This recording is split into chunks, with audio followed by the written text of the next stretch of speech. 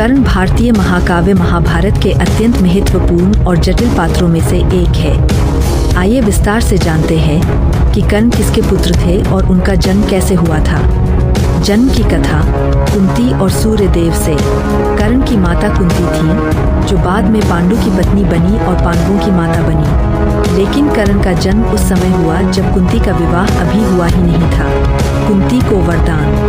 कुंती जब राजा कुंती भोज के यहाँ पली बढ़ी, तब उन्हें ऋषि दुर्वासा ने एक वरदान दिया, जिस किसी देवता का तुम ध्यान करोगी, वह देवता तुम्हें पुत्र प्रदान करेगा। कुंती ने बाल सुलभ जिज्ञासा से उस वरदान की परीक्षा लेने के लिए सूर्यदेव का आह्वान किया। सूर्यदेव प्रकट हुए और बोले कि वे वरदान के अनुसार उन्हें एक पुत्र देंगे, जो स्वयं सूर्य के समान तेजस्वी, कवच और कुंडल के साथ जन्मेगा। कर्ण का जन्म। सूर्यदेव के आशीर्वाद से कुंती को एक पुत्र प्राप्त हुआ, वही था कर्ण। वह जन्म से ही कवच, बचाव कवच और कुंडल, कर्णाभूषण लेकर पैदा हुआ था, जो उसे अजय बनाते थे। लेकिन कुंती अविवाहित थी और समाज में यह स्वीकार्य नहीं था कि किसी अविवाहित स्त्री का पुत्र हो। इसलिए कुंती ने अपने नवजात पुत्र को गुप्त रूप से एक टोकरी में रखकर नदी में बहा दिया। पालन पोषण। वह टोकरी हस्तिनापुर के पास अधिरथ नामक सारथी और उसकी पत्नी राधा को मिली।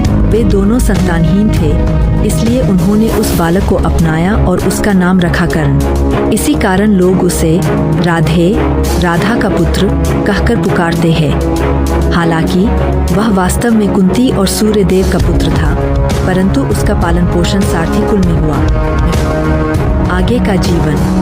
कर्ण बड़ा होकर एक महान योद्धा बना। उसने परशुराम से शस्त्र विद्या सीखी। समाज ने उसे उसके जन्म के कारण बार बार अपमानित किया, क्योंकि वह सारथी का पुत्र माना जाता था। दुर्योधन ने उसकी वीरता देखकर उसे अंग देश का राजा बनाया। बाद में कुंती ने युद्ध से पहले उसे बताया कि वह उसका सबसे बड़ा पुत्र है, अर्थात कर्ण युधिष्ठिर, भीम, अर्जुन, नकुल, सहदेव का ज्येष्ठ भाई था। निष्कर्ष।